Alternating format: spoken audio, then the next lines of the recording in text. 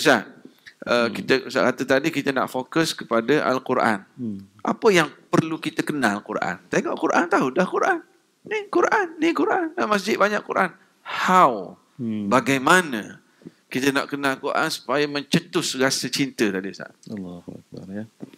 Baik. Mungkin kita melihat Al-Quran pinjam mata Sayyidina Abu Bakar. Meminjam mata para sahabat. Ni kinayah lah tuan-tuan, ya. Dan boleh juga berlaku melihat Al-Quran meminjam mata Abu Jahal. Melihat Al-Quran meminjam mata Abdullah ibn Ubay ibn Salul Al-Khazraji. Ya. Maka daripada pandangan itu, maka membentuklah kita kata apa yang ada dalam hati kita. Jadi bukan benda itu, tetapi bagaimana kita melihat. Kita melihat, menentukan apa kita fikir. Kita fikir, menentukan apa keputusan kita. Keputusan kita menentukan tindakan kita. Tindakan kita menentukan perbuatan kita. Perbuatan kita menentukan siapa kita. Jadi kalau kita nak melihat Al-Quran, maka marilah kita minta, ya Allah, jadikan kami mampu melihat Al-Quran seperti penglihatan para nabi, para awliya, para salihin. Barulah kita akan dengar bagaimana, Masya Allah, kisah yang biasa kita dengar, kisah Sayyidina Umar Al-Khattab. Daripada manusia yang langsung benci dengan Nabi, tak suka apa yang dibawa oleh Nabi. Kenapa? Sebab dia tak kenal, dia tak pernah jumpa, dia pakat benci dulu. Istilahnya apa saya sebut istangkis ni kan? Istangkis ni maknanya kalau cerik panas tu tuan-tuan, cerik panas, mungkin pernah berlaku kan? Kita ingat dia sejuk. Kita pegang. Apa berlaku? Jetak. Dia jetak kata dia. Istangkas. Oh ya. Istangkis macam tu kan. Jetak.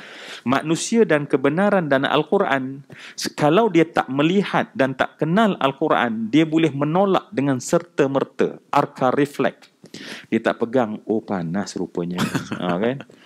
Ini apakah tindakan terbaik patut kita lakukan? Ya, apa tips yang diberi? Oh, tarik perlahan-lahan. Tak.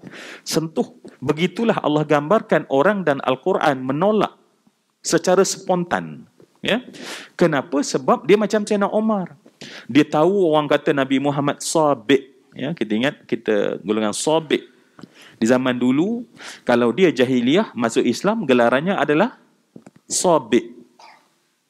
Maka mereka menggelarkan kelompok ini kelompok sabiin. Ya. Bila masuk Islam keluar disebut murtad, murtadin. Tetapi istilah yang diberikan kepada Nabi dan para sahabat adalah golongan sabiq, huwa sabiq, humus sabiun. Tapi tak tahu kenapa mereka jadi sabiq. Sebab tu Sayyidina Umar Al-Khattab kan kita tahu dia mengasah pedang di waktu malam dan berkata, jangan sesiapa membunuh Muhammad li'annani ana uqatiluhu. Jangan siapa-siapa berani bunuh Muhammad, kerana aku yang nak bunuh dia. Ya. Dengan pedang dia itulah, Masya Allah, dia keluar mencari Nabi SAW. Ini kisah semua kita tahu, tapi kita refresh pagi ni. Sebab jawapannya adalah Al-Quran ini hanya orang yang melihat bagaimana matanya.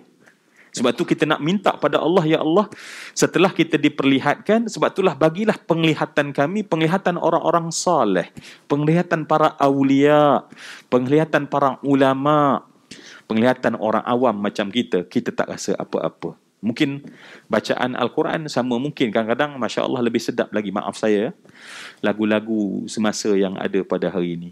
Ya, wal'iyyazubillah. Baik, Sayyidina Umar Al-Khattab bagaimana akhirnya? Buat kali pertama ketika dia cari Nabi Muhammad, orang kata, kenapa kau nak cari Muhammad? Ya, li'annahu huwa sabiq. Sebab dia dah jadi dia yang mengajak golongan sabiin. Maka orang kata, kamu nak membunuh Muhammad dalam rumah kamu sendiri, dalam keluarga Khattab. Orang telah ikut Muhammad. Terkejut dia.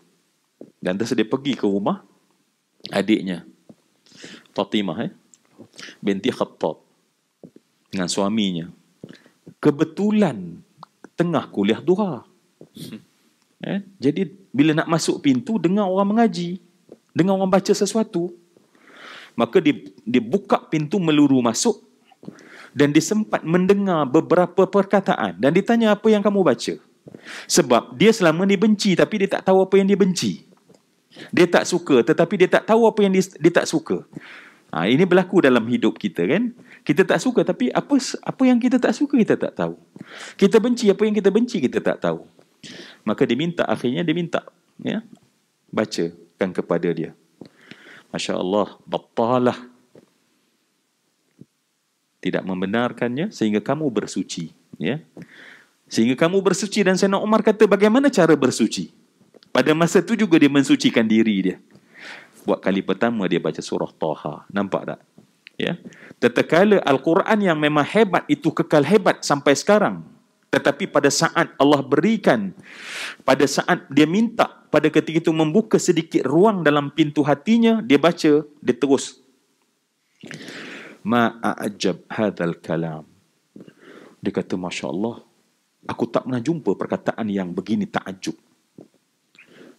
Sayyidina Umar baru baca Taha ma anzalna alaikal qur'ana litashqa illa tazkiratan liman yakhsha tanzilan mimman khalaqal arda was samawati al-ula ar-rahmanu 'alal 'arsy istawa.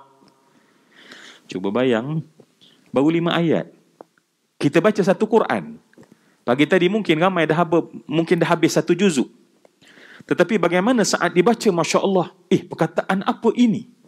Seperti listrik mengalir dalam tubuh dia. Goosebump naik bulu roma dia.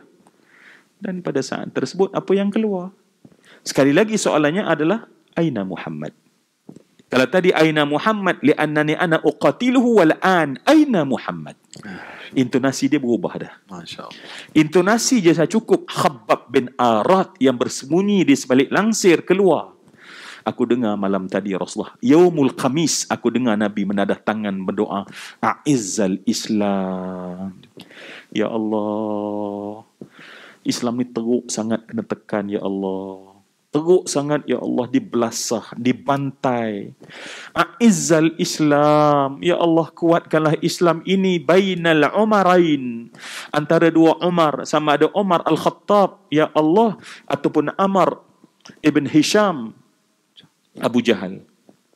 Dan Khabbab kata, aku tahu dia adalah engkau. Annahu huwa anta. Masya Allah, Ustaz, ya. Allah.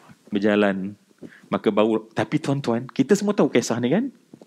Nak tunjuk tempat di kaki Bukit Safa, sebelah Bukit Jabal Abi Qubais, rumah Arqam bin Abi Arqam, nak tunjuk lokasi dan alamat apa yang Fatimah binti Khattab buat, tuliskan satu perjanjian. Sayyidina Umar kena tanda tangan satu perjanjian. Tanda tangan yang engkau tidak akan mengapa-ngapakan Rasulullah. Baik, hanya 5 ayat tuan-tuan. Hanya 5 ayat. Sayyidina Umar nak 5 ayat. Maka Khabbab bin Arat bawa dan tunjukkan di mana lokasi. 5 ayat menjadikan dia masuk dalam rumah Arqam bin Abi Arqam. 5 ayat yang tadi sebenarnya yang dibacakan tersebut. Dan Nabi SAW saat dia masuk, Rasulullah pegang tali pinggang dan sentap. Wahai Umar, belumkah lagi datang ketentuan Allah untukmu? Spontan, asyhadu an la ilaha illallah wa asyhadu annaka Muhammad Rasulullah. Semua yang dikasih sekalian. Sebab tu sekali lagi, mungkin soalan Ustaz tadi taklah saya jawab dengan tepat. Tetapi kita minta, Ya Allah, hari ini, pagi ini, kita dalamkan lagi makna lihat. Ya Allah, jadikanlah kami melihat Al-Quran seperti lihatnya para ulama. Amin, tuan-tuan.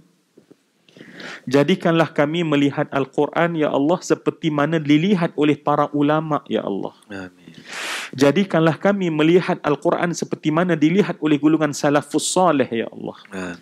Dan jadikanlah Al-Quran sebagaimana dilihat oleh para sahabat Nabi SAW.